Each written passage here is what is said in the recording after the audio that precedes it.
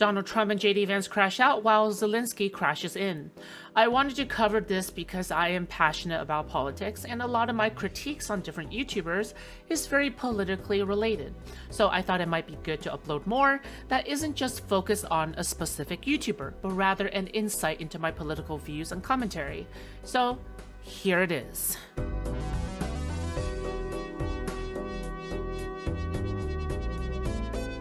We look forward to getting in and digging and working and getting some of the rare earth, but it means we're going to be inside, and it's a big commitment from the United States, and we appreciate working with you very much.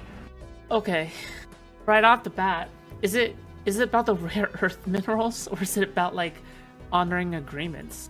And realizing that Russia has essentially like fucking pretty much broke all the agreements, right, beforehand, right? I'm pretty sure one of the agreements for the nuclear deal, when Ukraine had to give up nuclear arms, was that Russia cannot aggress upon Ukrainian territory. I'm pretty sure that was like one of the things that they had to agree to. Man, I just can't imagine anyone like defending this press conference. Hello, Nolo. Yeah, but I can't imagine anyone like defending this because it's just so blatantly crazy to me, like what has gone down within the last like 12 hours, 24 hours or so. Like immediately right off the bat, he's talking about extracting rare earth minerals and not about like honoring agreements of non-aggression, right? Trump, like no other human, speaks this way. Well, I am kind of familiar with the way that he speaks because he speaks like a person who's trying to wing it, right? Like if you're in the middle of a conversation and you're trying to pretend that you know about something, you tend to throw in a bunch of buzzwords.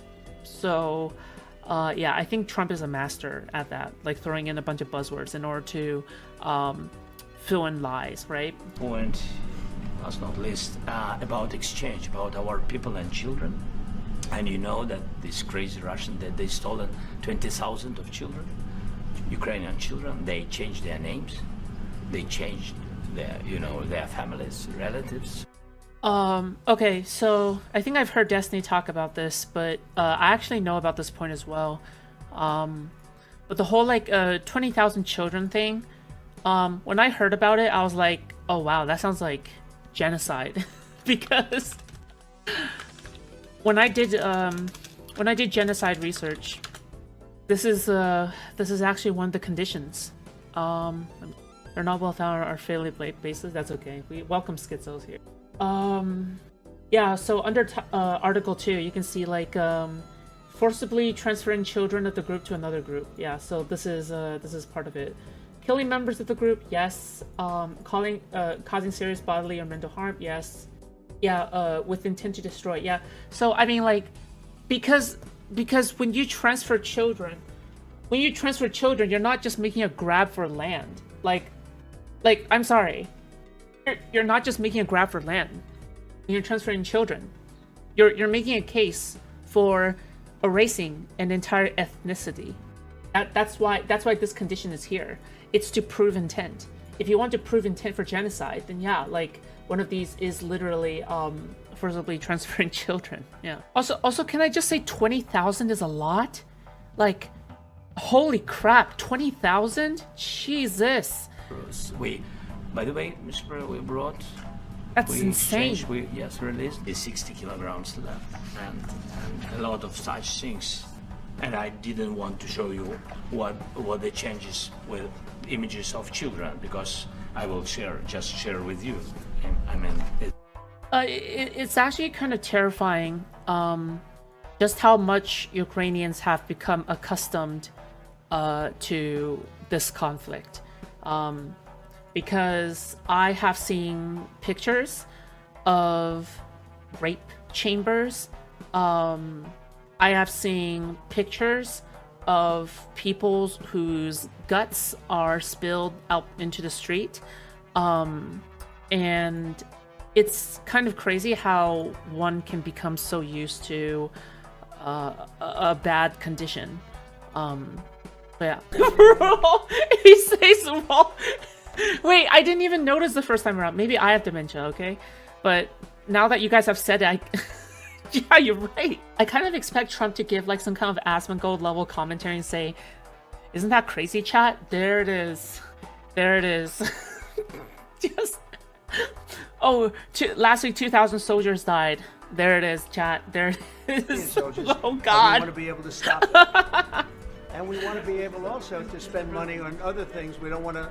This is a imagine if you said tremendous amount chat. of money. And what the Biden administration... Also, don't worry. We will watch we will watch Asmongold's reaction to this, okay? Because I want to make a video on that too. He's just free content, okay? Asmongold is just free content. Dude, I'm so curious, like, how Asmongold is gonna spin this. I've only watched like a tiny bit of his commentary, but not enough to make a conclusion. But I'm so curious how the hell he's gonna spin, because man, dude, just... Oh god, this is rough, dude. This is rough. Yeah, if we speak about... To be honest, Zelensky was very unprofessional. He walked in like he owned the place, was rude to Trump and Vance, and because... I mean, you can argue that, but it's totally understandable from Zelensky's point of view, right? Like, if you're a president or a world leader and your country was under fire from another invading force, like, would you not be rude? Would you not be, like, kind of agitated or anxious, or, you know, your personality is a little bit, like, erratic? Like, I think that's kind of understandable, right? And not only that, the US has promises to upkeep. The US has signed deals where they have essentially promised that they would defend Ukraine from Russia if Russia ever aggressed. It's going to have to make some compromises, but hopefully they won't be as big as some people think you're going to have to make. That's all. It's all we can do. I'm here as an arbitrator, as a mediator to a certain extent between... Oh my god, that's...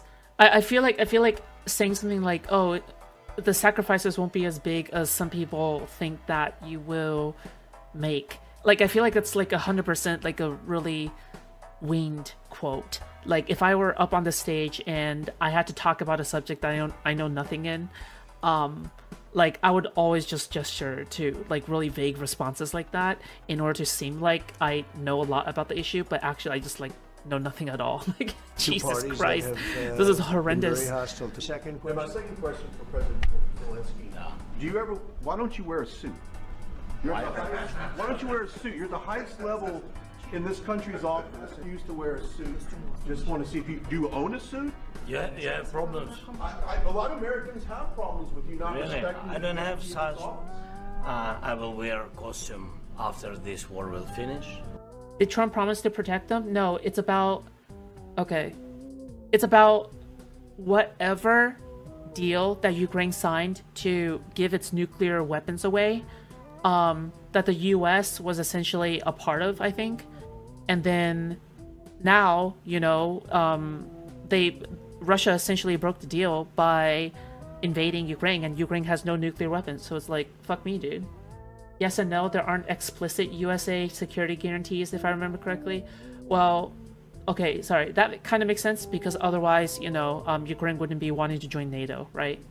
It needs at least one of the guarantees where it's like, okay, if you aggress upon us again, you're gonna feel the full force of NATO, right? Or something. Yes, maybe one. Maybe something like yours. Yes. Maybe something better. I don't know. We will see. Maybe something cheaper. And yeah. Thank you. Do you think Russian aggressed because they wanted to join NATO? Yes. Yeah, I think that's one of the reasons.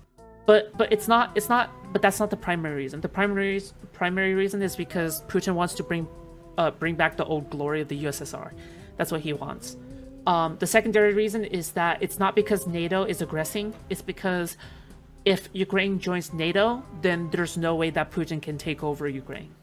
This is the part where Zelensky blundered. He said when the war is finished, he will wear a suit. Then by default, he should have worn it to cement the fact that he wants peace. If anything, I think that him not wearing a suit is more real, because by wearing a suit, it just seems kind of pretentious, because he's there for peace. And if you look at in all of his videos, he's never wearing suits in any of his wartime videos when he's addressing his own people. Russia plays a smarter game than the US. The US invested so much money into military tech we're never going to have to use, and Russia use global disinformation campaigns to win when outmatched. That's such a broad statement. It's much more complicated than that, and yeah. My condolences to Ukrainian suffering. We are not disagreeing about that fact. Trump himself is eager for peace for that fact because the people are suffering. I think it matters what reason why you want the peace. For example, I think that Trump wants to make a peace deal because he wants to be known as the president who is responsible for the peace deal, right? Like he wants to be responsible for that. And second of all, he wants the peace deal because Putin essentially gets to get away with all the land that he has taken so far, right? Like if they draw the borders right now, then essentially he is, taking land that he's won. And I don't think that should stand because that's a very old world way of looking at global conflicts, right?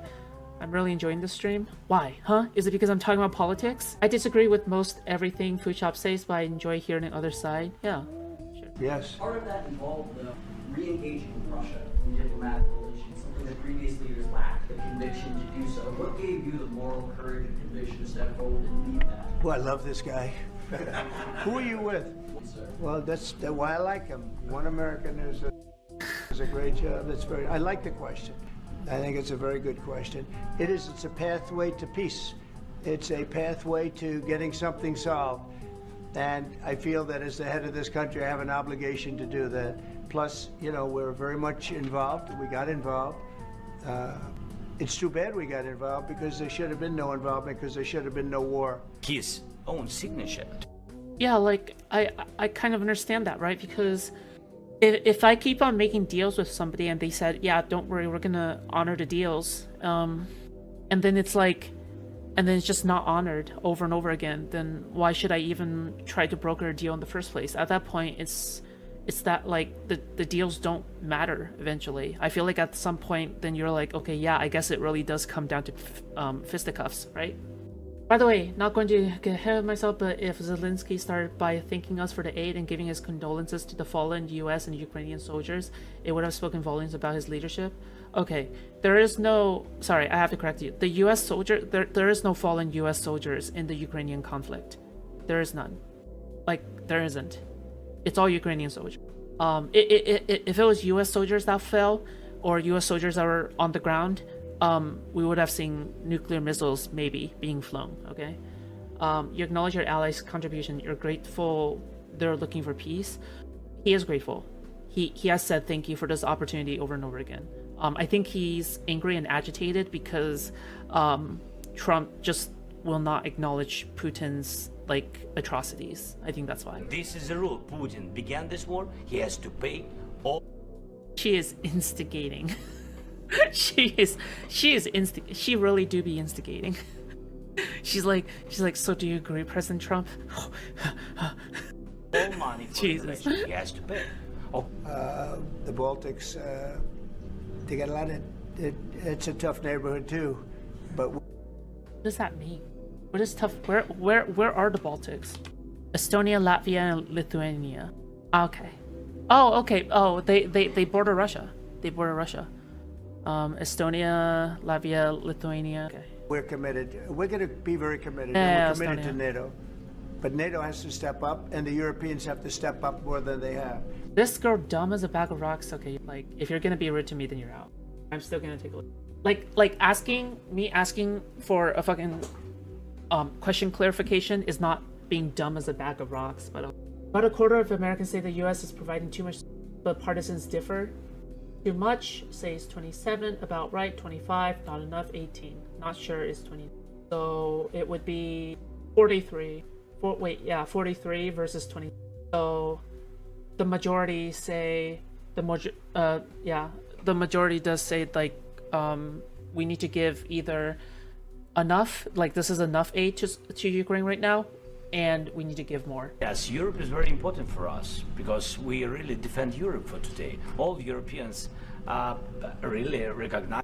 I think this is like the primary point that Zelensky wants to hone in on in order to join NATO, right? Because NATO is afraid of Russia. That's the whole point. NATO is there, is to form a blockade against the USSR back in the day, right?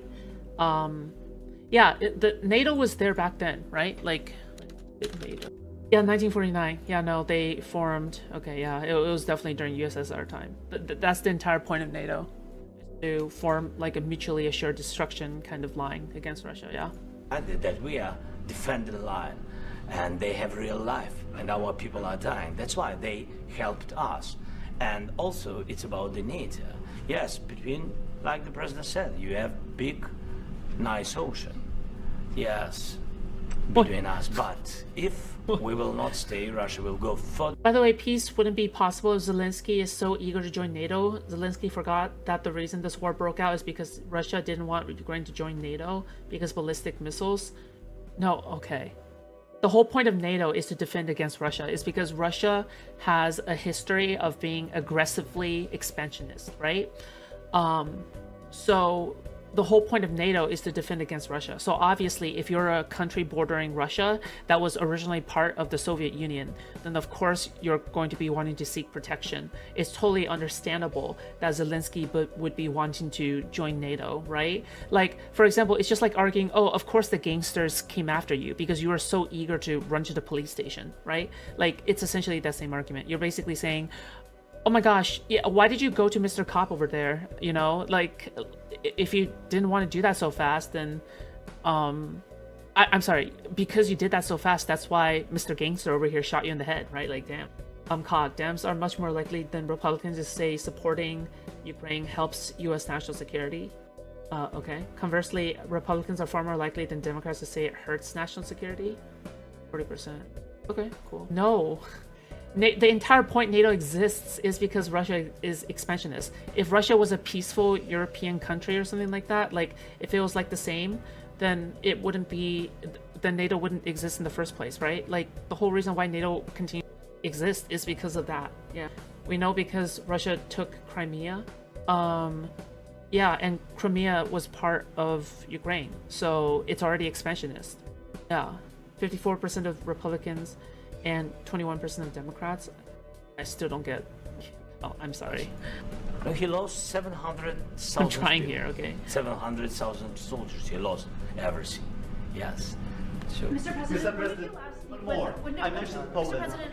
Mr. President, when did you last speak with President Putin, and what did he say that Couple of days ago. and what did he tell you that gave you the assurance that he wanted peace? Well, that's what I do. My whole life is deals. I know pretty good. And I've known him for a long time. I've dealt with him for a long time. He had to suffer through the Russia hoax. You know, Russia was a hoax. It was all Biden. It was.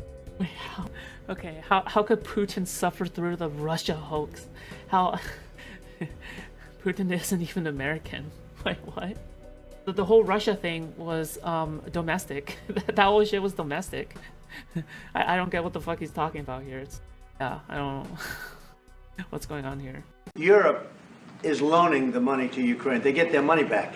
No, in fact, to be frank, we paid 60% of the total effort, and it was through, like the US, loans, guarantee, grants, and we provided real money. To be clear, Yeah. we have 230 billion frozen assets in Europe, Russian assets, but this is not as a collateral of a loan because this is not our belonging.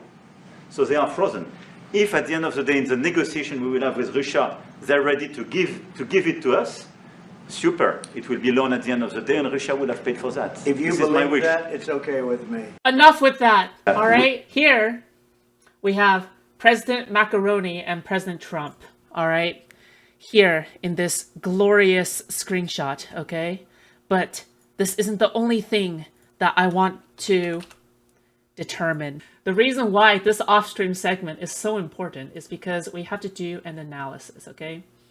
You see, alpha males have to sit in a way where their posture is straight and they have to present an air of dominance, an air of confidence. They have to have their postures upright so then they are able to tell the ladies, all right, to tell them that, yes, indeed, you are the dominant male in the room. When you sit up straight, you actually produce more pheromones, and the pheromones will spread faster because your back is straight. However, when you're stooped over, just know that your pheromones won't spread as quickly and you won't produce as much pheromone. When you have high testosterone, what will happen is that you will actually sit up more straight because you are more of a man. But when you have lower testosterone, you are hunched over like a gamer. All right, so here we can clearly see Macaroni having a very a very straight posture. Okay, this is the posture of a dominant male. All right, you can see hands outstretched, sausages pointing to the air, smile on his face. All right, thick Chad jawline. All right, medium-sized lips, strong eyebrows. All right. Hairline is okay, but it could be better, all right? It doesn't really matter. He's in a black suit, okay? This guy looks like James Bond right now. But look at President Trump, okay? You might not see it from this angle, but he's slouched over, all right? He's like, oh God, how am I doing this? Oh God, I'm so heavy, oh God. He's looking to the dominant person, because you see, beta males have to find a way in order to follow the alpha male, okay? You can clearly see that he is very much looking at him for direction, right? Because the alpha male has to give orders, marching orders for the beta male, right? You can clearly see that the alpha male is the one that's doing the negotiating, right? Speaking to the journalist, speaking to the audience. He does not pay any mind to the beta male in the room right now, all right? He doesn't care about these weak beta opinions, right? The natural hierarchy states, or how natural hierarchy goes, is that typically the beta male will know their place. They will shrink down. They will look to the alpha male for direction, because the moment they mess up, they will understand that when it comes to real negotiations, real everything, our Giga Chad, President Macaroni here, all right, has the correct posture to address it in a very proper way, okay? You can see his abashed face, okay? The slouched posture, all right? His posture is actually really simple, all right? Because his posture has to fit his body weight, all right? He is like this, see? He is like this. He is slunched over, all right? He can barely hold his own body weight, all right? He has thick thighs, big shoulders. Like, he's a blob, okay? He's a blob. So that's why he has no choice but to slump, all right? Meanwhile, the alpha male takes care of the pack, all right? He's like, oh my gosh, oh, yes. Oh my gosh, I'm so muscular. Oh yeah, here's my six-pack. Oh yeah. It's like this Chad jawline. Oh yes. All right. So just know this is what happens. All right. This is low T body, high T body. Okay. Remember, being obese lowers your testosterone production. All right. Being less obese or not obese at all right, maximizes your testosterone production, okay? Just remember that next time you see President Trump next to any kind of president. So, yeah, anyway, that's it. Bye. This is the ultimate version of fucking around and finding out. Our initial response included removal of liquor products from Republican states. Texas vodka, Tennessee whiskey, Kentucky bourbon from BC liquor store shelves. We're not buying it anymore. We directed BC Liquor Distribution to stop purchasing these products. The provincial government and Crown corporations have been directed to buy Canadian first, to buy BC goods and services and goods from across Canada as part of our Team Canada approach. Absolutely right, thumbs up. Nice thing about doing these people are actual clowns. This is a whole ass circus. That's what's going on. It's like this is like the equivalent of going to a baseball game and then you just, instead of hitting the ball, when the pitcher throws the ball, you just run around and then you start smacking teammates around with the bat. That is exactly what is happening right now. This is what's happening. The United States is literally imposing things onto other countries for no reason. These tariffs, they're for no reason. And you know what? That's not entirely accurate because there is a reason, but we're going to talk about that. The thing is that with these tariffs that's going on, Canada is one of our best friends. Is one of our best friends. This is a fact. This is a fact. In fact, we are such active traders with Canada to the point where they are pretty much one of our, I'm pretty sure is our #1 importer. Because according to this map right here, you can clearly see that, yeah, a lot of these red states are in fact imported from Canada. Like, they get all of their stuff from Canada. This is why it's a whole ass circus. It's because these Republican voters that live in these red states, they voted for Trump. Okay, fine. Then you better bear the consequences of also voting for Trump. Because when Trump does absolutely nonsensical things like placing tariffs and trading tariffs on a country, then yeah, you better expect the fact that yes, your alcohol is going to be a lot more inaccessible. Prices are going to go higher because these are the consequences of the Trump presidency. People really think, yeah, you know what? We're not going to, it's not about policy or anything like that. It's all about having women participate in women's sports. We got to keep men out of women's sports. Dude, bitch, we barely have transgender people in the first place. This topic is a topic that's been completely blown out of proportion. Transgender people in reality is less than 1% of the population. So the fact that you guys even concentrate on this issue is laughable. These are just the stats. And the thing is that free speech is now endangered more than ever under Trump, because Trump is planning to cut out words out of the federal dialogue, out of federal language, in official papers. And not only that, Trump is threatening journalists. There's all sorts of nonsensical things right now that these red voters are just picking and choosing. Oh my God. You guys are insufferable, okay? They are actually insufferable because you have all these people who are just beyond reasoning. They are beyond reasoning because these people cannot grasp the fact that maybe Trump actually has flaws. Maybe Trump actually does nonsensical things that are risky and won't actually lead up to a good result, because this is the end result. The end result is Canada actually striking back. Is Canada specifically targeting red states, is specifically targeting products that red states tend to consume. Because guess what? You'll notice that California on this map has China as its #1 importer. Nevada has China as its #1 importer. Oregon has Japan as its #1 importer. A lot of these red states are dependent upon Canada. Now people are probably wondering, okay, well, Foodshops, why don't they like trade overseas then? Why don't you get on the trade from Africa? Get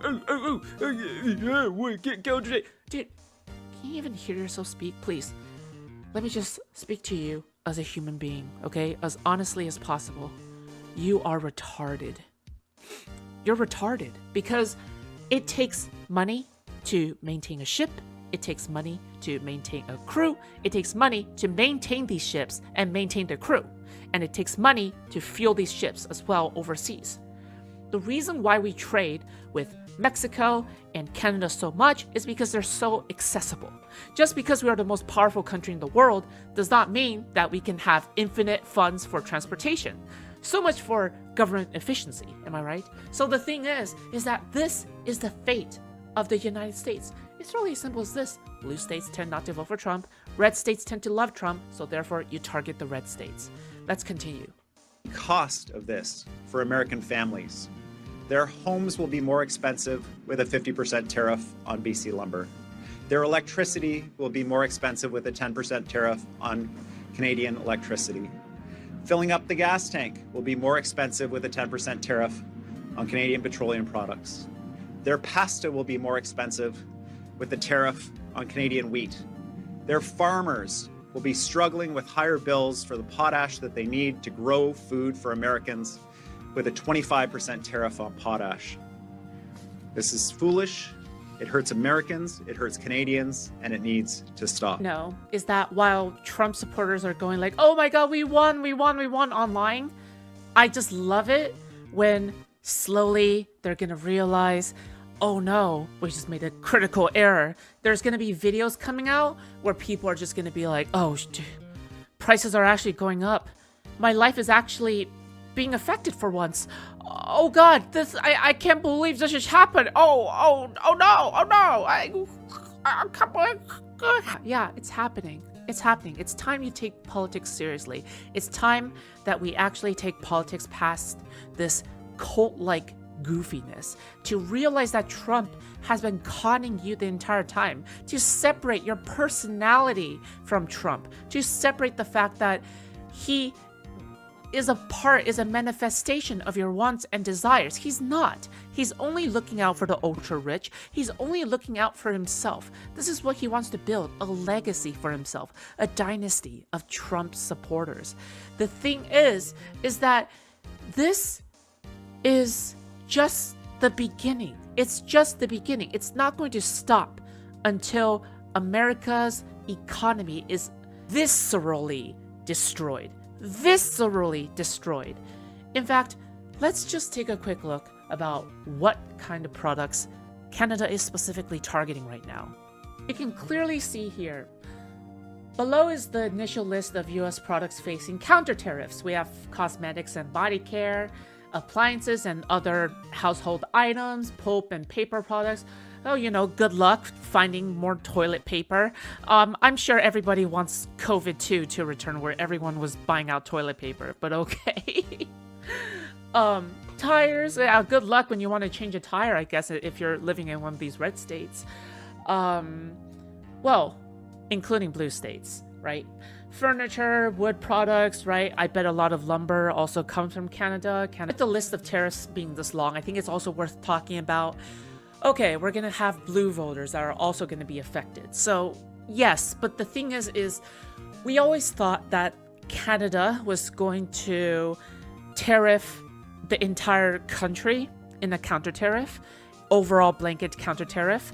However, that's not true, right? Because Canada is again surgically targeting red states, stuff that they import into red states. Yes, that's true that Canada is still punishing blue states in a way because there isn't one state in the entire union that doesn't import some of these products, right? I'm sure people in California take a shower. So the thing is yes, us blue voters are also going to be impacted. But personally, that's something that I would have to bear with. This is something I accept.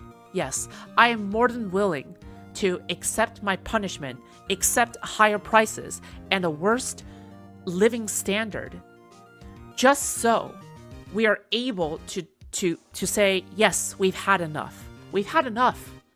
And I think that's an important message to send across, because the reality of the fact is that the world is sick and tired. The world is sick and tired of seeing the United States bully other countries around. It actually brings me to the most important point of why is Donald Trump doing this? Why is he doing this in the first place? I think the real reason is to economically weaken Canada to the point where Trump is able to annex it as the 51st state.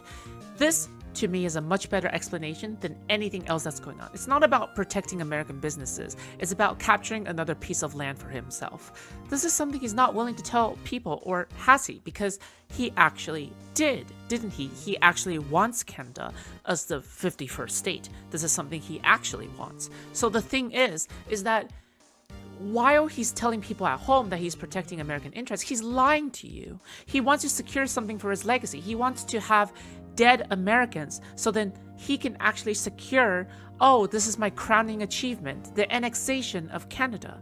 Tariffs on China, tariffs on other countries, and kowtowing to dictators. This behavior, this strong arming is not sustainable. Well, number one, it's not ethical, but number two, it's even unsustainable.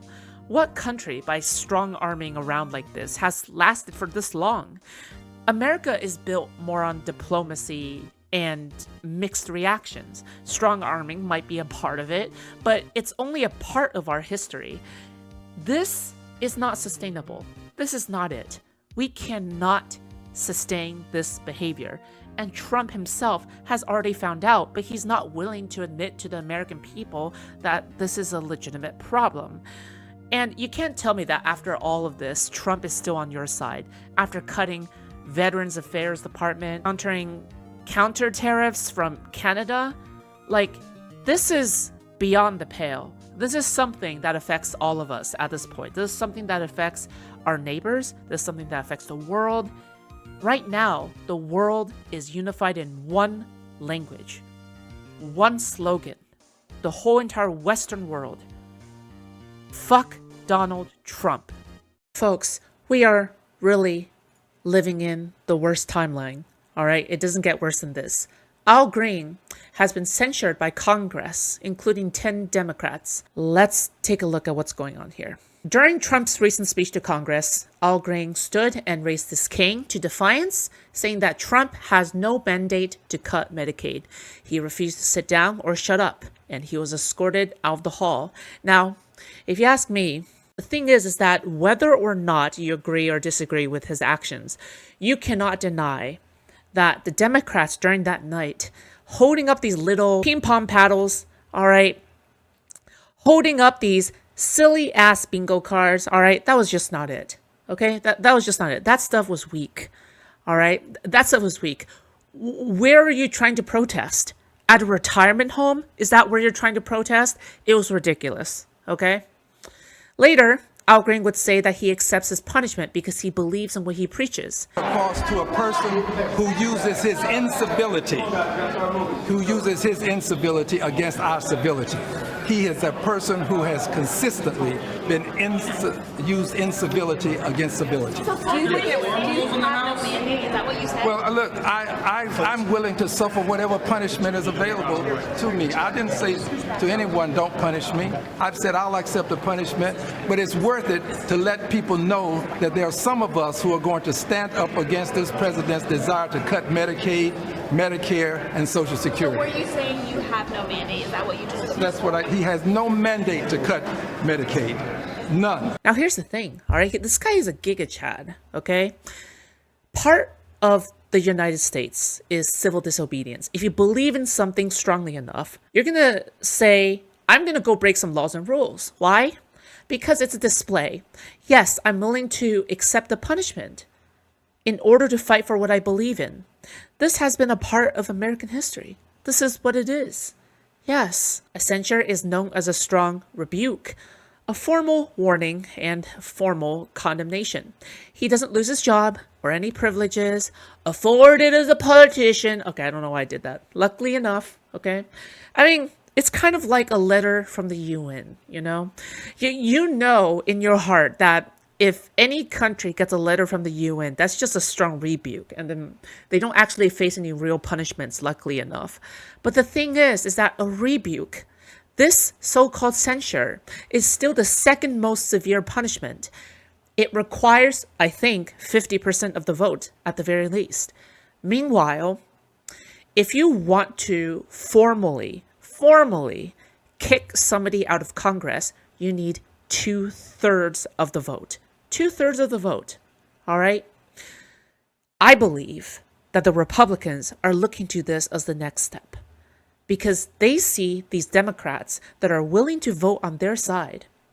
Why in the world would they not try to convince more Democrats, take advantage of this infighting, and try to kick out Al Green? Why would they not try to do that? The thing is that we can't appear divided in a time of division. All right, we need to be more unified more than ever.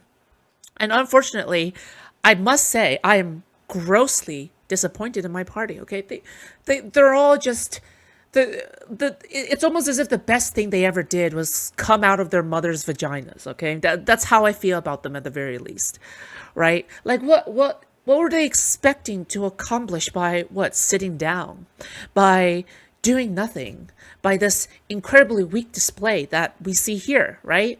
And let me explain why what Al Green did was such a great idea. The reason why sitting down and holding up ping pong paddles was such a bad idea was because Trump's address to Congress was, well, number one, boring, which is the greatest sin of all, right? And it was meant to capture media attention by doing what he does best, which is lying. He tries to get all the news stations to center around him. Part of the battle of winning the politics media war is to get the attention in the first place. Part of the reason why Trump won is that because the media was able to center so much on Trump, Trump was able to spin that against them.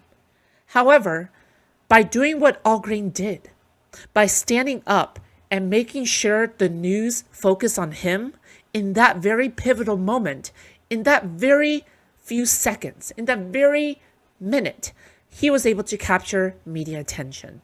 By doing this, he has already won one of the two battles.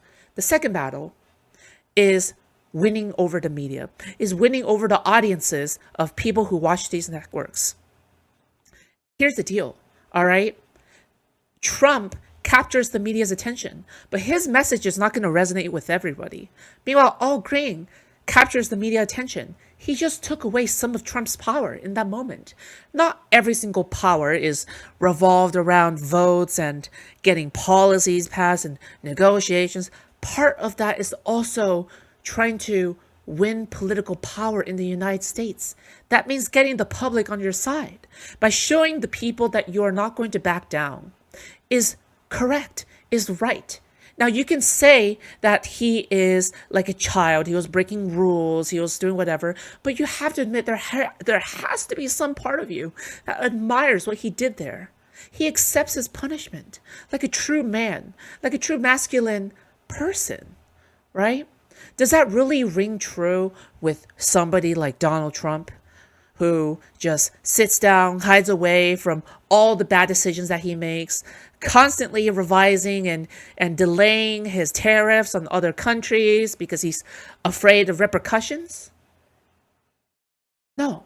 This is the better breed of man, all right? And honestly, I wish more Democrats has done what Al Green did, all right? You can only censure one person. You can only kick out one person, but you can't kick out all of them. You can't censure all of them. By doing so, you're standing in solidarity with the rest of the people who say, no, we've had enough. And so this is exactly why I believe this move was the correct move to do. It was the good thing to do. There's one more point I would like to address, and that is the contradictions, the dishonesty, the lack of consistency, the hypocrisy. These total goofballs. The thing is that I'm still so disappointed that the Democrats would just try to go high every single time. Because according to Axios, and they put out really good points here, Representative Joe Wilson was reprimanded in a bipartisan House vote for shouting, "You lie," during then President Obama's speech to Congress in 2009. There are also those who claim that our reform efforts would ensure illegal immigrants. This too is false. The reforms I'm proposing would not apply to those who are here illegally. It's not true. A reprimand is a less severe alternative to a censure. Well, I mean, like, at least he got punished. It would suck if, nobody got punished, right? Oh, wait a second. Let me read the second point. Some Democrats complained in the run-up to the vote that Republicans who heckled former President Biden during his State of the Union addresses, particularly Representative Marjorie Taylor Greene and Lauren Boebert, advance liberty and justice. We need to secure our border and fix the immigration system.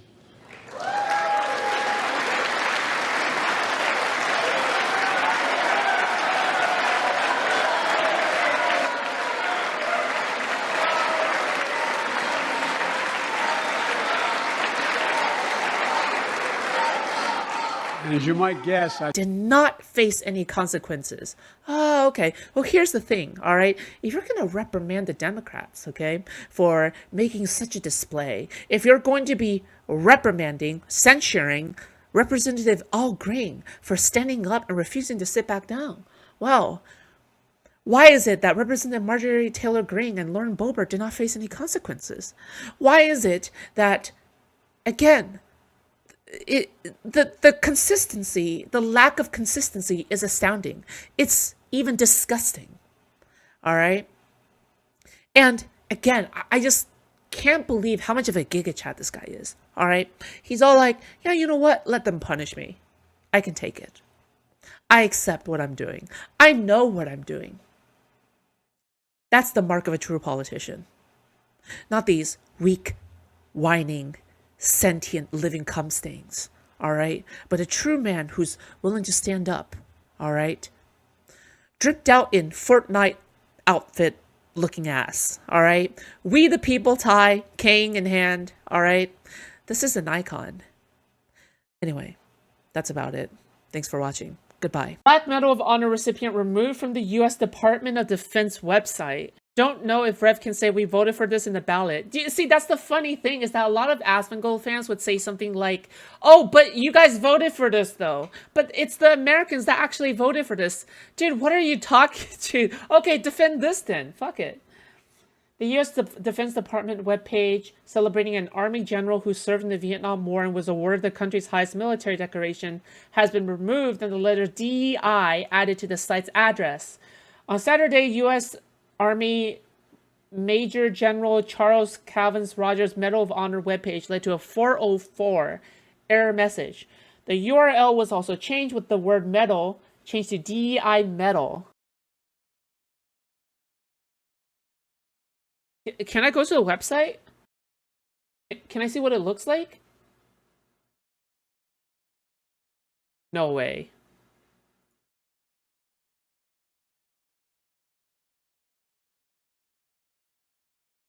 What is this? DEI. Oh my god, they actually did it. You can see DEI, it's right there. DEI inside of DEI medal. Are you fucking kidding me? 404 page not found. The page you are looking for might have been removed, renamed, or maybe temporary.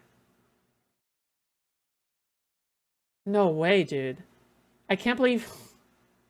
Dude. What?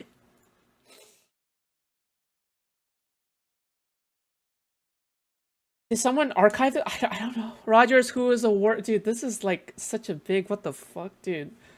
Dude, I feel like this is beyond parody. This is... Guys, we're so cooked. Guys, we're so cooked.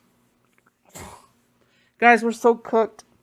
Dude, these guys are like the biggest haters, okay? They be hating... They be hating before DEI was even invented. While not a single of it has roots in the 1960s civil rights movement. Okay, so DEI... goes back 1960s? How old was this guy? Richard Nixon in 1970. Okay, so barely. So barely. Why? Okay, he's even, like, he's just as old as DEI. Why would you ever do this to somebody? This is so stupid. Okay. Well, this is, guys, this is like, they can fake the link for this article. No, this looks legit, right? This looks like a legit domain. No one archived it on time? Jesus. Okay. Fuck me.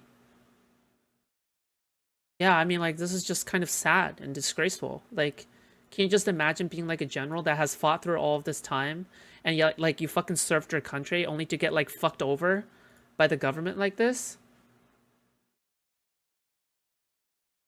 Why is your camera aspect ratio weird? It's not weird. Is it? History of the Nisei Gopher Broke World War II unit removed from Army website.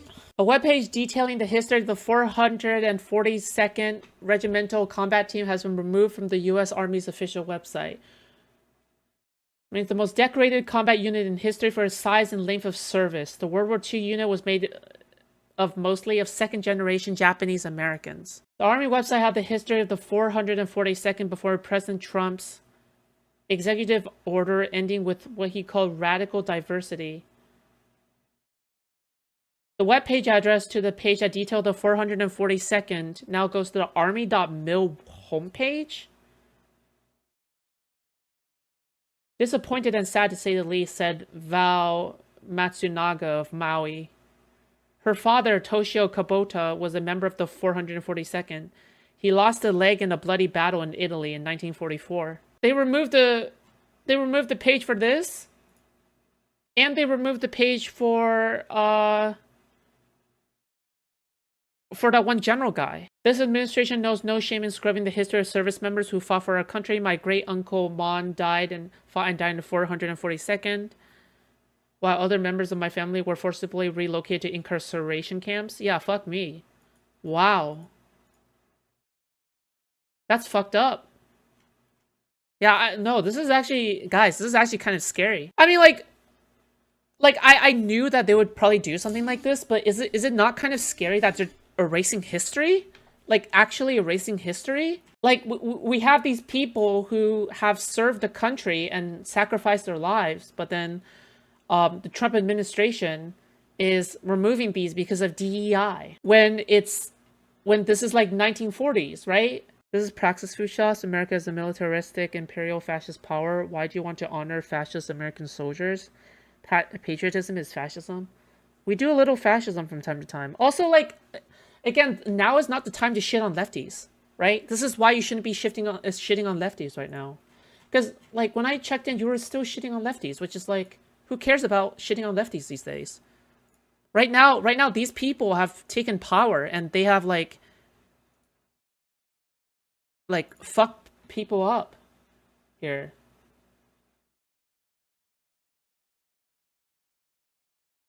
Why'd you leak me this?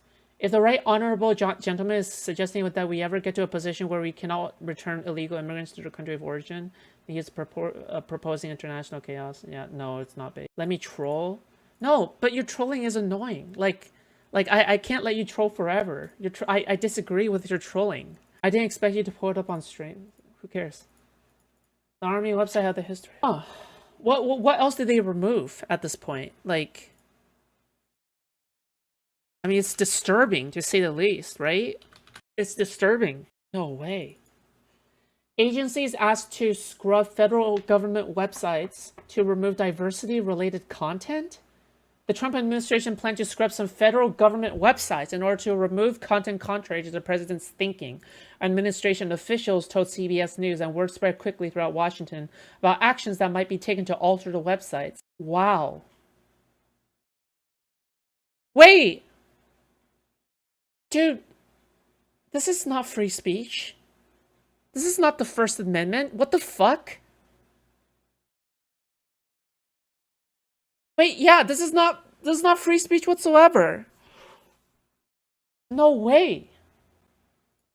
Like, yeah, no, this is literally Chinese ass shit, right? Like, this is like rewriting history.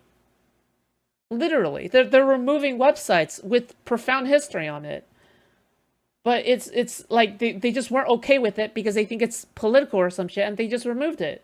Another targeted mentions of diversity, equity, and inclusion, saying that similar to federal rules, they also were now required to immediately terminate to the maximum extent all programs, personnel, activities, or contracts promoting those ideas at every level and activity, regardless of your location or the citizenship of employees or contracts supported by the funds. Dude, God, I can never understand like military people supporting Donald Trump or anybody because these people, they're so anti-military. They're so anti like veterans. Yeah. If you remove DEI and look up on the archives, there's the original site. Speaking of removing DEI, should they remove blue states too? I mean, I guess there's no choice but to move on. Yeah, but what can you do? What really matters is that Cory Booker has spent 25 hours filibustering on the Senate floor. And for those of you guys who are not in the know, all right. And this is a legendary event, just mainly because we have all been questioning the competency of the Democrats, and also because Cory Booker has broken the previous record, previously held by a person who was a segregationist, who held the floor for 24 hours. So Cory Booker broke the world record by 1 hour. All right. That's how long the thing was. So it's better to have somebody better hold the floor of the Senate, I think, rather than a virulent racist. So yeah. He brought tears to my eyes twice. Brilliant orator. He is a brilliant orator. And you can't even stand like 1 hour.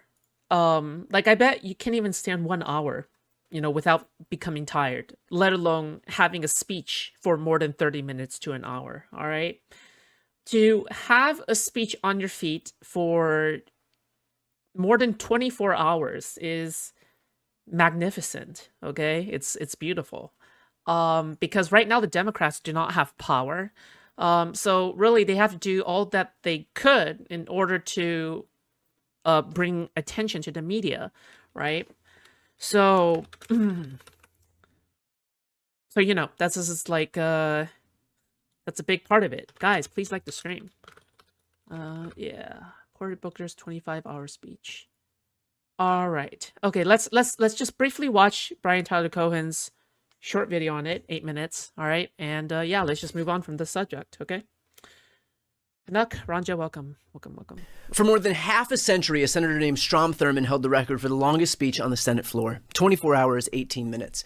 But importantly, he held the Senate floor for that amount of time because he was speaking in opposition to the Civil Rights Act of 1957.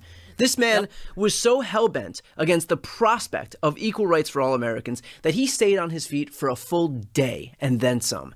And that record lasted for nearly 7 decades until today, when Senator Cory Booker, a man who Strom Thurmond specifically wanted to deprive the right to be standing on the Senate floor, would beat that record and take his rightful place in the history books. And here's what I think is the most important point here. Because the reality is that despite Cory Booker's best efforts, not much will materially change from yesterday to today, and that's owed to the fact that Democrats are in the minority and have very little tools at our disposal. We can't pass legislation, we can't block much of Trump's agenda, and so at a moment where we can do so little, what we need, what I have been begging for, is for our elected officials to stand up and show some fight. To let us know that they are willing to think outside the box, to show up, to get into good trouble, as John Lewis says, necessary trouble, as John Lewis says, and that is what Booker is doing right here. Knowing that we've got a base desperate for our elected officials to show some fight, Booker knew that he couldn't pass legislation, he couldn't block legislation, and so he put his literal body on the line. He stood up there for over 24 hours. He didn't stop talking for over 24 hours. He didn't use the restroom for over 24 hours. In a moment where we are desperate to see our elected officials meet this moment. No, okay. I actually tire of this entire it's useless, it's symbolic or whatever speech, okay? Because it's exactly rhetoric like this that makes us lose. Because part of the battle is capturing the media's attention. That's a big part of the battle. Yeah, and I think it's won. All right, so it's good. Canuck, nothing against you, by the way. Okay, nothing against you. I'm just saying in general, people refer to this whole entire thing with, oh, it's useless. We don't have the numbers, right? I'm pretty sure Chuck Schumer has said something like that. Oh, we don't have the numbers. We can't get the respect of the Republicans, right, or whatever. Fuck Schumer. Okay, all right. The battle is not just with votes. Okay, it's with votes, and it's supposed to be capturing the media's attention, all right? Because not everything should be about Donald Trump, okay? Not every single piece of news should always talk about, oh, Donald Trump did this, Donald Trump did that, right? Because by doing that, Donald Trump captures the attention of the media and he wins the battle that way, okay? No worries, we don't do this in Canada. Yeah, okay, all right, never mind. Okay, your opinion is irrelevant. I'm kidding. This is what that looks like. But yeah, the reality is that this matters. It matters for an electorate that is desperate to see some fight. And if you've watched my videos, you know that that's been the drum I've been beating for months. I know that I speak for so many of you in saying that we need to see our elected officials meet this moment with the urgency that it deserves. And if they can't do it, if they won't do it, then step aside and make room for people who will. I am tired of not just watching Republicans defeat Democrats, but even worse, knowing in advance that Republicans are going to defeat Democrats. The two sides are playing two completely different games. They're playing two different games in the media, in the White House, in Congress, and behind the scenes. And yes, it's unfair. It is unfair that they can lie with impunity. It's unfair that they can break the law. It's unfair that they can manipulate the media into this asymmetric coverage that we've become accustomed to. But I'm tired of pointing out that it's unfair.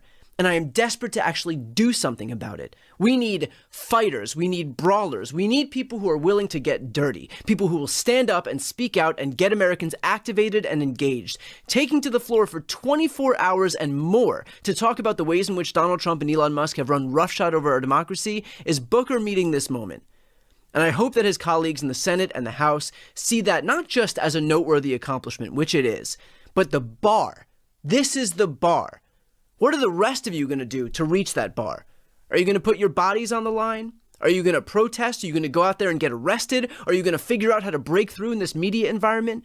Are you going to hold town halls in deep red districts? This isn't about doing the bare minimum. It is about doing the absolute maximum at a moment where history requires it. Because our democracy is at stake, and so history quite literally calls for big swings. To that end, here's the moment that Booker actually broke the record and the message that he was looking to send. I'm getting close to a record, folks, but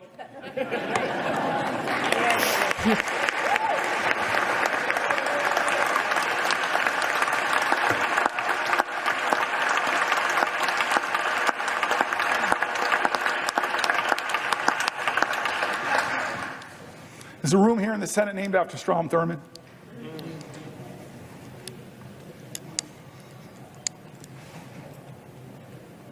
To hate him was wrong. And maybe my ego got too caught up that if I stood here, maybe, just maybe I could break this record of the man who tried to stop the rights upon which I stand. I'm not here, though, because of his speech. I'm here despite his speech. I'm here because as powerful as he was, the people were more powerful.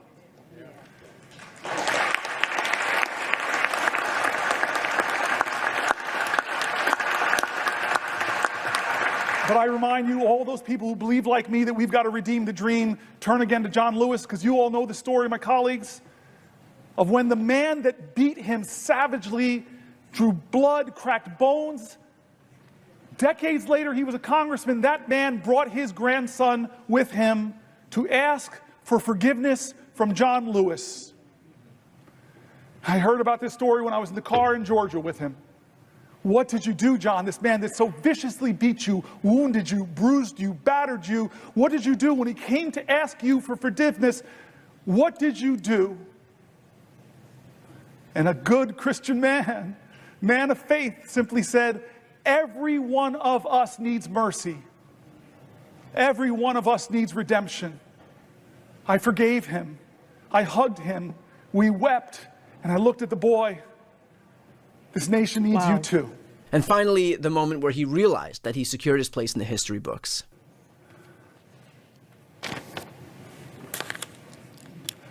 John? Would the senator yield for a question? Chuck Schumer, it's the only time in my life I can tell you no.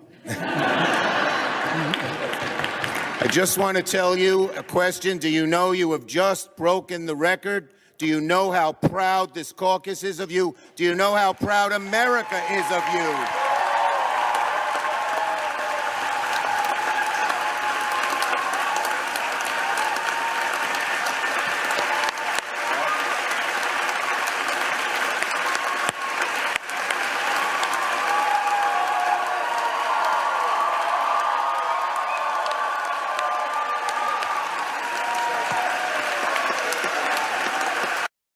When was the last time you ever heard the Senate go like that? I don't think I remember the last time somebody had a fucking Senate speech erupt in loud applause and cheering. It's great. Okay, it's good to see.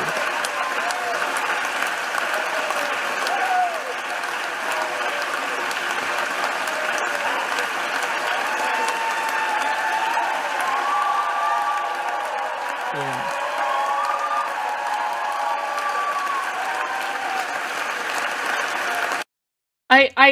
The reason, and forgive me for being sentimental here, okay? But like the reason why this is also significant for me is because I don't remember the last time in a few weeks where I actually felt like patriotism for my own country, which fucking sucks because every single other countryman, you know, in their own respective country feels a lot of pride for, you know, being Canadian or for being French or for being German or even fuck it for even being Ukrainian and Russian, you know. But I can't remember when I go like, oh my gosh, this country is fucking fantastic, you know. Um, and yeah, like I felt that today, and I'm like, you know what, this is pretty epic. Okay, this is as Asmongold would say, it's pretty. There it is, guys. There it is. Canada is becoming more and more relevant to Trump. I stand there beside him. If it takes Trump down, when we take you over, we will be spared and get free healthcare based. Okay, based. Also, I'm pretty sure if Trump does actually try to annex Canada, that Canada would actually go to war. That's what I actually think. I legitimately think Canada would go to war for its own territory, even though the odds are against them.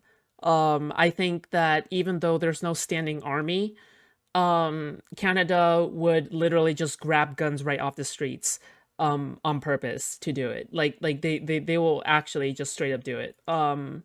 And I don't think they'll be alone, because once Europe sees Canada going to war, they'll know that, you know, Greenland is next and so on, until both Russia and the United States encompass the entire, like, huge region of the globe. So ultimately, I don't think people will just simply let it pass. I think people will literally fight tooth and nail in order to have Canada's sovereignty, right? I would yield to the Mounties. Sure. Ladies and gentlemen. Ladies. Also, for the record, you should be fighting. Why? Is because you really think that a Trumpian ruled land would let you vote? Do you think you would have any representation whatsoever? You guys would become like Puerto Rico. You guys would not have representation in the government, right? You guys would not have any kind of, you know, you would have all the taxation, but none of the representation. All right? You guys are going to be treated like any other U.S. territory that isn't a state. Okay? So, yeah, of course. Like, yeah, you guys would just be another Puerto Rico. Ladies and gentlemen. Ladies and gentlemen. But yes, you should fight. Ladies and gentlemen.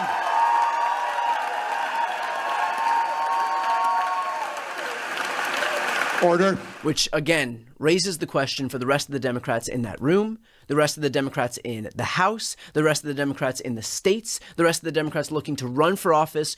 What are you going to do to meet this moment? Don't just view what Cory Booker did today as an accomplishment. View it as a challenge and show us that you're willing to meet that challenge and get out there and fight. Wow. Before you go. That's epic. Okay, cool. Awesome. Splendid. All right, guys. Okay, if you guys want me to react to anything, feel free to drop it in the fucking Discord channel. Discord server channel, whatever. All right, but yeah. 51st means for the next 20 years you would have the Democrats in power in the greater US. Well, yeah, right? Like, if Canada does become the 51st state, I mean, there's a silver lining to that, right? Like, it would become the most liberal, it would become more liberal than California. Period. It would become more liberal than California, even though California still would have a higher economic output than Canada, technically. Okay. But yeah, it would never be a state if it was ever taken over by Trump. So you guys better actually physically fight with guns and bullets. Okay, that's the reality of it. Okay. So yeah. Okay, guys.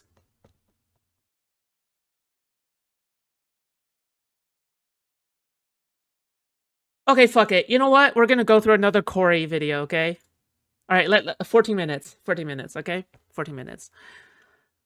Tonight at 7:19 p.m. Eastern, Senator Booker broke the record for the longest speech ever given by a United States senator. The previous record was set by arch segregationist Strom Thurmond, who tried to filibuster the Civil Rights Act in 1957. That speech lasted 24 hours and 18 minutes, but it included things like him reading from the encyclopedia and him taking a bathroom break. Senator Cory Booker did nothing like either of those things. Wow. Tonight, Senator Booker blew past Thurmond's record. He spoke until 8:04 p.m. for a total of 25 hours and 4 minutes. Would the senator yield for a question? Chuck Schumer is the only time in my life I can tell you no. I just want to tell you a question. Do you know you have just broken the record? Do you know how proud this caucus is of you? Do you know how proud America is of you? Wow. That was the moment when he broke the record, but that was not the end. He then kept going. The whole time, Senator Booker was not allowed to sit down or use the bathroom. He did get help from his Democratic colleagues who took turns overnight and all through the day today asking Senator Booker questions. That still did not mean Senator Booker could sit down, but it did mean that for the time they were asking their questions, he could stop talking for the length of time it took them to pose a question to him, whereupon it was time for him to start talking again. They were trying to give him a break, okay? Everyone needs to go watch Mr. Smith Goes to Washington as part of American Education to help explain how important this is. I never watched that. Maybe I'll watch that in my free time or whatever. Because, yeah. At the start of his speech at 7 p.m. last night, Senator Booker referenced the late Congressman John Lewis, civil rights icon, a mentor to many Democratic lawmakers, including Senator Booker. Congressman John Lewis famously advised getting into what he called good trouble. Senator Booker began his stand by saying that's what he intended to do. He began by saying he would disrupt the normal business of the Senate for as long as he was physically able, because he sincerely believed the country was in crisis. Senator Booker started last night. He talked all night. He was Some messages are always relevant. When we woke up today, delivering on his promise to disrupt the status quo any way he could. It's enough for me. 12 hours now I'm standing and I'm still going strong because this president is wrong. Ooh, and he's violating principles that we hold dear and principles in this document that are so clear and plain. The powers of the Article 1 branch are spelled out, and he is violating them. A Congress that is being too complicit to an executive that is overstepping Oh my God, I'm about to stop streaming on Kick just to stop seeing these messages. Hurting people Fuck off. who rely on health care and Social Security. When is it going to be enough?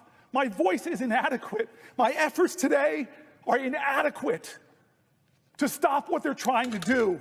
But we, the people, are powerful. We are strong. God bless America. We need you now. You can watch the whole thing nonstop. No. If you love her, if you love your neighbor, if you love this country, show your love. Stop them from doing what they're trying to do for almost 20 hours. We have laid out what they're trying to do. 20 hours. I want to stand more, and I will, but I'm begging people, don't let this be another normal day in America. Please, God, don't let them take Medicaid away from 10, 20, 30, or 40 million Americans. Oh, don't know, 10 bucks is not enough. Let them do it. This is our moral moment. This is when the most precious ideas of our country are being tested, where the Constitution, and the question is being called, where does the Constitution live? On paper or in our hearts? It is time to heed the words of the man I began this whole thing with, John Lewis.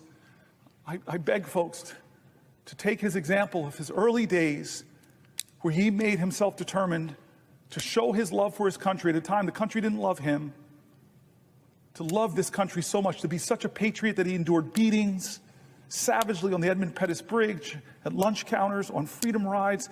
He said he had to do something. We need that now from all Americans. This is a moral moment. It's not left or right, it's right or wrong.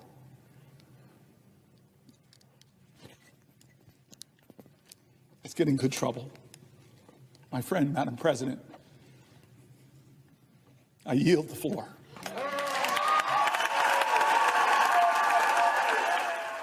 Joining us now for his first Wow. TV interview since his record-breaking speech in the Senate, Senator Let's Cory Booker of go. New Jersey, the new record holder for the Senate's longest ever speech. Senator, how are you? I'm definitely hurting a little bit, but I'm feeling strong in spirit and grateful to so many people who allowed me to tell their stories on the Senate floor and What the fuck? who were there for me, from the parliamentary staff to my colleagues. It was a long 25 hours, but I'm feeling a lot of gratitude. Staying up 25 hours for any reason is a trying thing physically.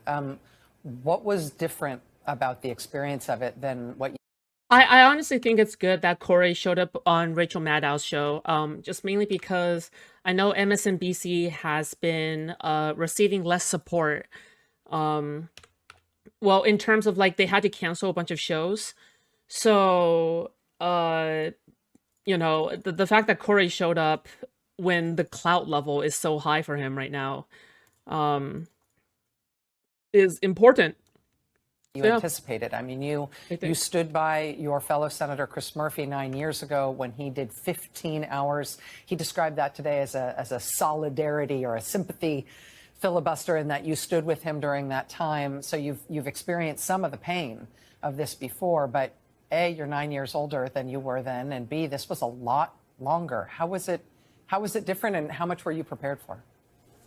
You know, I was grateful to Chris. He and I talked about it before, and I at the end tonight, I said, our balance sheet's not equal. I now owe you 10 more hours. I stood with him, and I really wanted to see if I could stand for as long as he and I were going to go. And he was successful that day in getting concessions from Mitch McConnell to have votes on the Senate floor around gun Shouldn't safety. he go to sleep? Unfortunately, Hello? common sense gun safety then failed. But Is he going to get any for me, sleep? it was an experience that stuck in my mind. I could do 15 hours without going to the bathroom, even though my legs really hurt over those 15 hours. Both of us talked about how our feet hurt. And so when my team and I decided to do this, we just said, let's take some risks. Let's go out there and see how long we could last. And to be candid, Strom Thurmond's record always kind of just really irked me. That he would be the longest speech, that the longest speech on our great Senate floor was someone who was trying to stop hopefully, people like maybe me coffee. from being in the Actually, Senate. no, because then you have to go to the So bathroom, to right? surpass that was something I didn't know if we could do, but it was something that was really, once we got closer, So know became anything, more and more yeah, important it's to me. very impressive, honestly. You used that phrase, take risks. You said repeatedly over the course of this filibuster, this speech, that you're motivated to do this by your constituents essentially challenging you to come up with something, to do something more than you thought you comfortably could. Wearing a diaper? Can you Maybe. tell us a little bit about the decision-making process? But that that's you went so through impressive, about right? deciding Even if to you do wore a this? Obviously, diaper. you kind of I kept would it wear a under wraps. You diaper. prepared Fuck with me. your staff. I would do but too. Nobody publicly knew you were going to do this until you started it. No, I do really credit constituents who are impatient, who are demanding, who are scared, who are angry, and very understandably taking that anger out on Democrats who have to take some responsibility for being where we are in American history right now. And so the more I If you thought shined about it out, with my people would have team, noticed. especially People would notice after the smell, the for sure. decisions Yeah. we made revolving around the continuing resolution. I've been working so hard with my colleagues trying to get them to engage in social media, put more of their heart and spirit out there. They're doing an amazing. I can't believe he's still able to speak coherently. I think that part's also impressive. God, dude, I'm just like simping for this guy at this point. Like I'm actually just straight up simping for this guy. Like the fact that he has done something like this is kind of insane in my opinion. Yeah. They've almost quadrupled their numbers of engagement online. I've got colleagues opening up TikTok accounts, but I suddenly realized that I've just got to do something myself. I've got to, try to prove worthy for my constituents that I'm willing to step out and step up in some way, and hopefully be able to share their stories that we're. Like, isn't what he has done kind of why the rest of the world follows America around before all this Trump madness, is because of like like what you can do for your country, like what you can do for politics, and in order to show that you care. Like it's like I think what Corey did today and yesterday is exactly the kind of America that, you know, American allies and American countries have, you know, just kind of always admired about America, right? Like, isn't this like patriotism?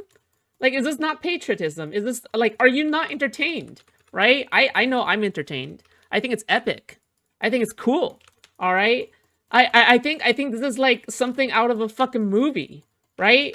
This is not like, I mean, it could have been a part of a movie. But yeah, dude, fuck it. I'm simping for this guy. Fuck it. So hurtful, and to read from my staff, people rendering their most personal stories about their fears or what's happening to their families. And so my staff and I said, let's try to bring those voices to the Senate floor. Let's see how long you can last. They're demanding something different. This will certainly be different. And I think that a lot of that energy from the folks that I've been seeing in Jersey and across this country really helped carry me through. I don't know if you are conscious of how much this caught the attention and caught the imagination of the American people. I know that you're not using and you did it without electronic resorting to devices reading on the Senate floor. You're not watching Dr. Seuss. Is that what the previous person did? Fuck me, dude. Also, not only that, can I say something else? Is that like, is that? Oh God, fuck. I forgot what I was gonna say. Never mind. I'm a fucking retard. Okay. Never mind. your I forgot what TikTok I was gonna numbers say. and your YouTube numbers and the C-SPAN contemporaneous viewing numbers while you're there, because you Never can't fucking be. mind, I But guess. every time that I checked any form of media by which you could be live monitored, there were no less than tens of thousands of people watching in the same place. Oh yes, I forgot to say yes. So so when I first saw that he was doing something like this, he had like 20,000 concurrent, 30,000 concurrent, 40,000 concurrent, somewhere around that, right? By the time he ended, okay? By the time he ended, you know how much he had? It was like 180,000 on AP. That's more than I thought. I thought it was like 140. 180 on AP, and on his own channel around the same amount.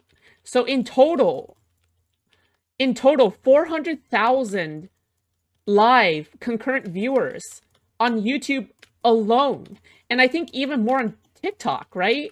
Like how many concurrent viewers did he get on TikTok? Like, that's so unhinged. Like, I feel like Corey is now officially the biggest streamer, the biggest political commentator. Asmongold, come I on, was in that catch moment. up. What you've done with everything else that's going on with this administration and the horrific cuts of 10,000 people fired today from the nation's health agencies and all these other things. This is the biggest story in the country right now. You have captured people's attention for 25 hours. And I'm wondering, for people who were moved by what you did, either among your Senate colleagues or just people who watched you from home, what do you hope they might do differently if they're moved by you and they feel the same sort of spirit that caused you to do what you did? Well, I hope that we're all served to be ignition points for each other. My constituents.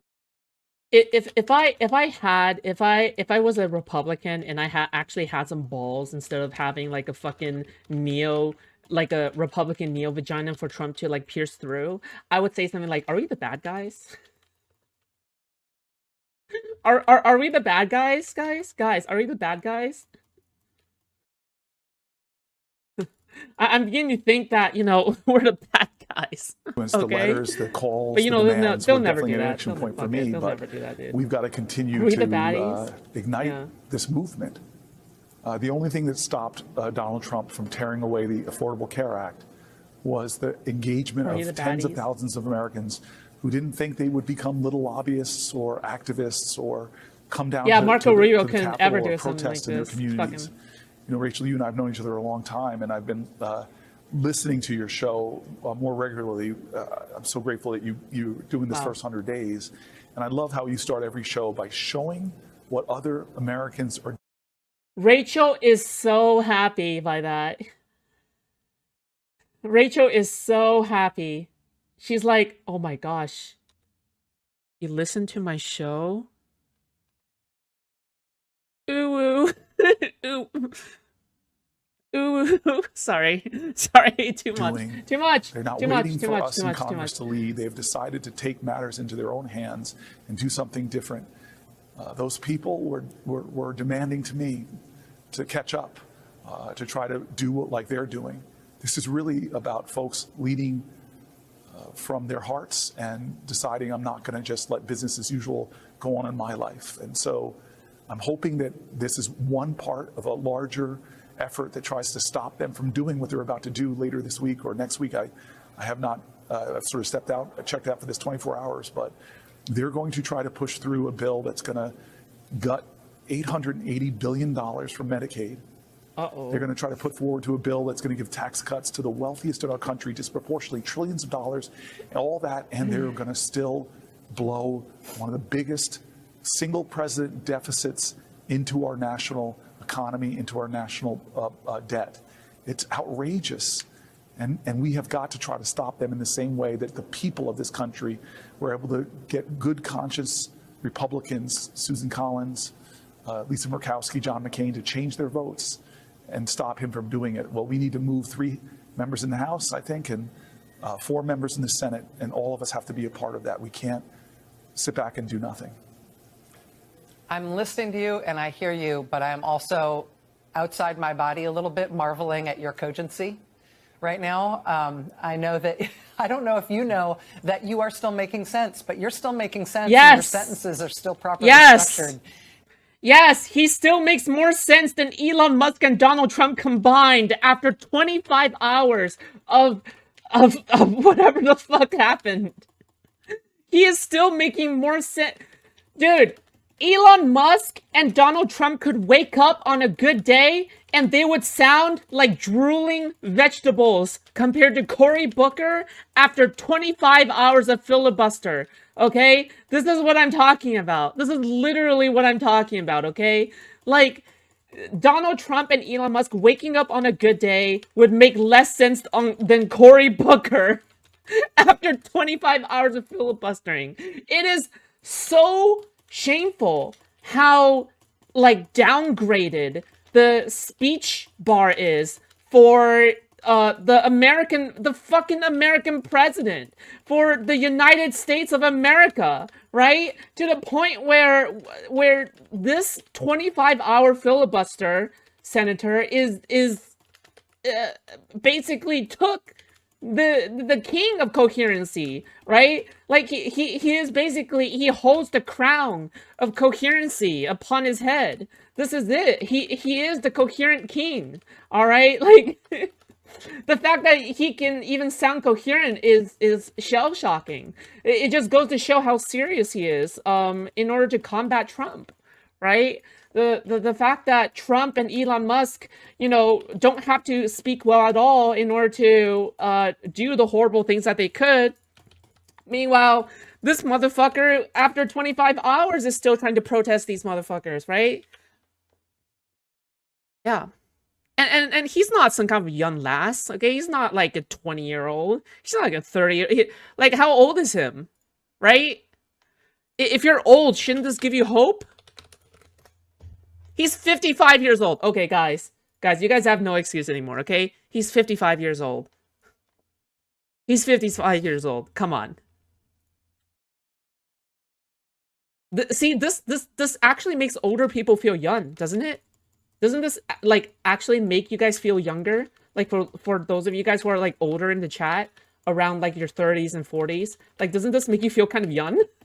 If this 55-year-old can do it, fuck me, dude. Like, dude, what the fuck?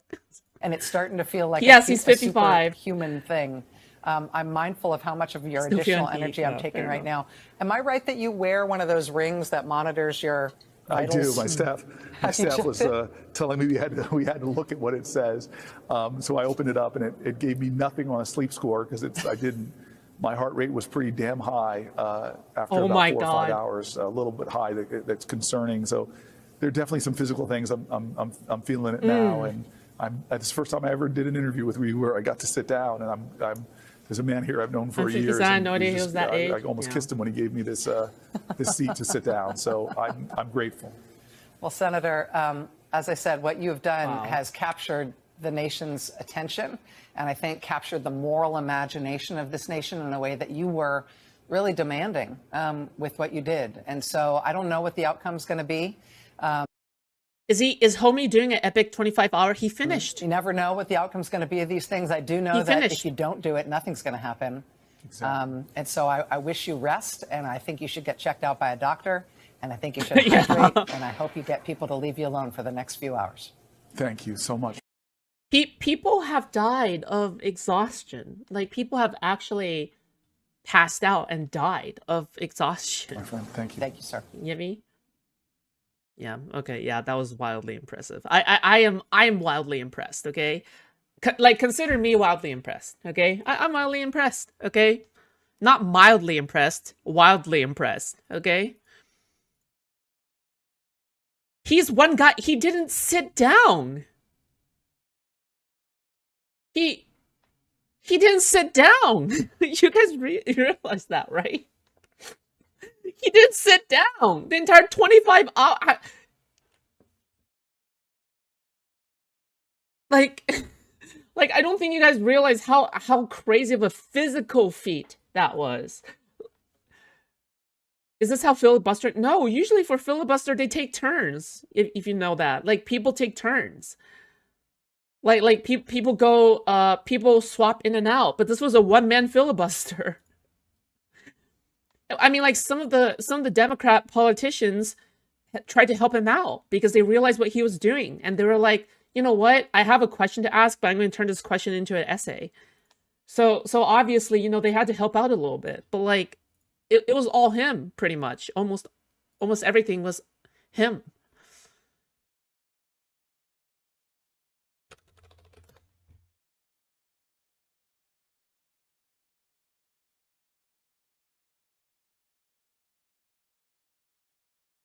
Where's the part where he says, "I yield the floor"?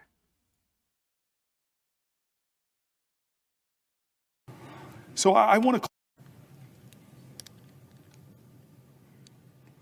He said documents that those imperfect had some very special words in America. Here, let's watch the end again. With a vision that inspires, with hope that starts with the people of the United States of America. That's how this country started. We, the people. Let's get back to the ideals that others are threatening. Let's get back to our founding documents, that those imperfect geniuses had some very special words at the end of the Declaration of Independence. It was one of the greatest in all of humanity declarations of interdependence. When our founders said we must mutually pledge to each other our lives, our fortunes, and our sacred honor. We need that now. By the way, I just want to say, like, the entire time he was like, I mean, I don't want to be too dramatic, okay? But I would even wager he was risking his life. You really think a 55-year-old could do something like this, much less a 20-year-old? Like, this was a feat. Like I would even say he put his life on the line, right? Like, okay, seriously. Okay, I know it seems like I'm exaggerating, okay? Seriously, but come on. Like, can we be real for a second? Really? Is it too crazy to think that he's not putting his life on the line? Really? From all Americans, this is a moral moment. It's not left or right, it's right or wrong.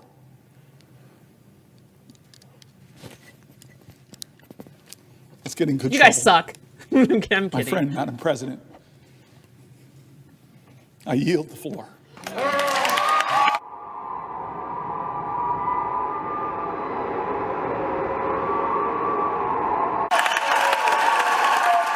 And over there who caught Molly for 3 days. Okay. Yeah, I don't know if he's on Molly, okay?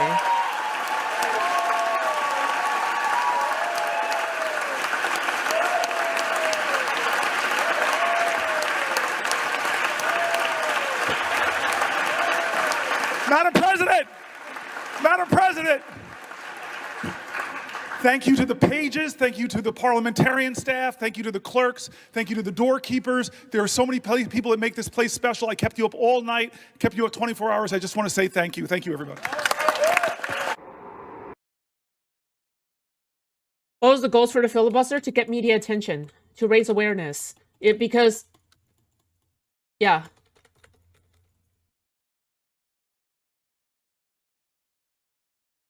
Like, at the end of the day, at the end of the day, you can't just let Trump dominate the fucking 24-hour news cycle forever, right? Like, that's the point. The point is that you just can't let Trump do this. You can't let Trump, like, dominate the 24 hours news cycle at all. Like, it's not good. Because no matter if he's doing something negative or positive, every single time he, like, does something outrageous, and the fact that he dominates the news cycle, the more powerful he becomes.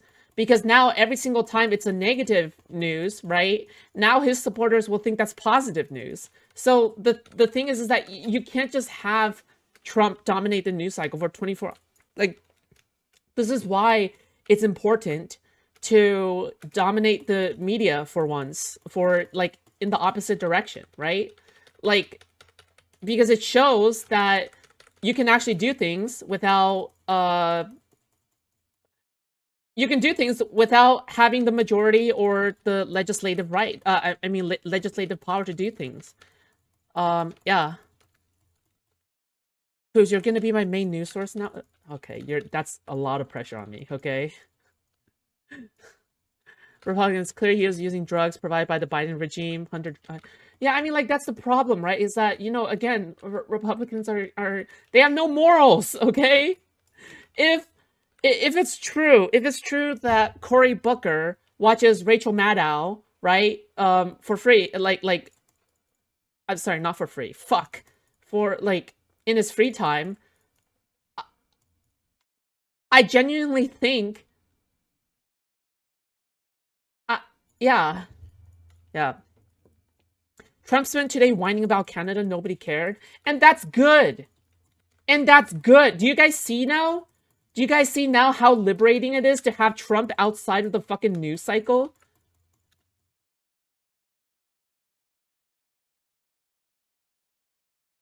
Like, it's important to not have Trump part of the news cycle for even just 2 hours. Like, fuck it. Like the news media is just covering Trump like 24/7. It's unhinged. I mean, I cover Asmongold for that long, but, like, that was a joke, okay? I've seen none of the Higgs covering this, albeit I don't follow a shit ton of politics people on YouTube. No. This was big. No, this was big. I'll be surprised if you didn't hear about it if you, like, actually follow these people. I mean, if you don't follow these people, then of course you're not gonna hear about it. That's normal. That's fine. But, like, no, this is I saw this. Actually, Tree of Logic did seem to actually cover this. Fair enough.